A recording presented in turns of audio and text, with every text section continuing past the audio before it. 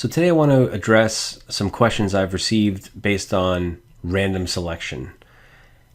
In my previous life, I was an auditor, so I used to need to select random numbers all the time for audit samples. So say I'd have a population of check numbers and I'd have to pick like an audit sample of 40 checks or 10 checks or whatever the testing required, or invoice numbers or something like that.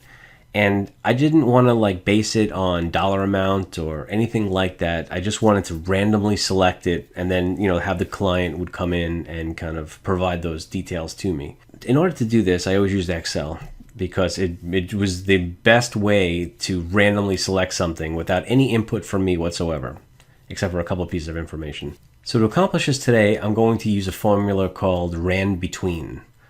This randomly selects values between certain criteria that we will define.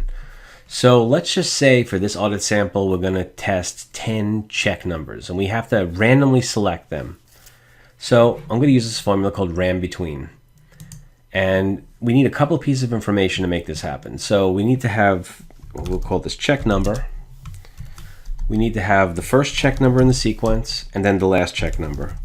So let's just say we pull out a client's checkbook and we start, in this year, their check number starts at 3,045. That's the first check number of the year. And then let's just say 12/31 of this year, their last check number is, 6,088. So they've used 3,043 checks this year. And we want to pick 10 samples randomly that we would have the client provide us the details on those checks. So I'm going to say sample, and we'll just call it 1 to 10. Maybe 40, whatever actually the audit requires, but I think you get the idea if we do 10. So what are we going to do here? To use this formula RANDBETWEEN, we basically have all the pieces of information that we need. We need the first and the last in the sequence of numbers. In this case, it's check numbers. So I'm going to just come up here and I'm going to hit a plus sign just so Excel knows that a formula is coming. You could use an equal sign, whatever you want. I'm going to start typing in RANDBETWEEN.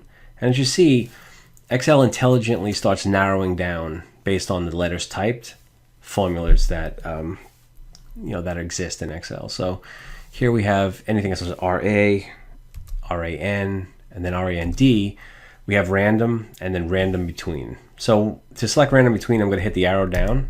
And once that's highlighted in blue, I'm just going to hit the tab. So now basically RANDBETWEEN, the formula is where I want the results to be. And I just need two pieces of information. So if you look here, it needs the bottom and the top. And if you want to go to the formula wizard, it'll basically show you exactly what you need to do, right? So this is the smallest integer that it could possibly return. So here I'm just going to select this first one, which is the first check number of the year. And then the next one will just be the top. So basically this is the first and the last in the sequence of numbers of whatever I'm testing that I want a random sample of, okay? So I want a random sample between 3,045 and 6,088. And I say okay. And now that just provides me with one random number that Excel calculates for me. Now the only thing about the caveat here is that as I copy this down, every time it does any kind of calculation, like if I hit F2 and go into this formula, it keeps changing, okay? So you got to realize that I want 10, so I'm going to copy this down. And before I actually copy that down, let me just go hit F2. I want to just anchor this range, okay? So I come over the B5 and the B6 because I don't want them to move. And then just to anchor that down, I hit F4. And I kind of anchor down that range. So that range will not move. I'm going to basically copy this formula down to say I need 10 samples, so all 10. And you notice every single time I copy it or anything like that, that first sample keeps on changing, right? So if I hit F2 and I just recalculate, so the caveat here is you have to say, okay, this is my sample, and then I have to shift N down and hit copy, and then I'm going to have to paste value. So it'll continuously update until you paste value them.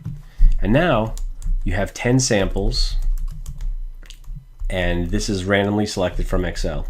So now I'd go back to the customer, the client, and I'd say, okay, these are the 10 checks that I need to sample. I need you to provide copies of the checks or whatever other, information I need on those checks.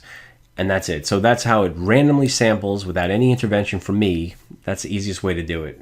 I found this a lot in auditing. I mean, it's kind of useful in all other areas of business too. All right, hopefully this helps. I hope this video really helped you out. And if it did help, please hit like and subscribe, because that really helps me out.